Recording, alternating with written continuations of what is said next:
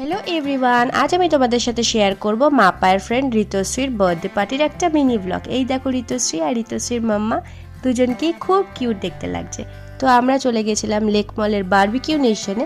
ওখানে যাওয়ার পর তো সব বন্ধুদের সাথে অনেক গল্প করছিলাম আর প্রচুর খাওয়া দাওয়া করছিলাম। ফার্স্টে তো স্টার্টারে অনেক রকম কাবাবস খেয়ে মুখটা একটু চটপটা করার জন্য ফুচকা ট্রাই করলাম। আর তারপরেই চলে এলো একজন সেলিব্রিটি যিনি ছিলেন ঋতুশ্রীদের গেস্ট। দেখি তো তোমরা কারা কারা চিনতে পারলে এনাকে, যারা যারা পারলে তারা কমেন্ট করে জানাও আমাকে। আর তারপরেই হলো কেক কাটিং।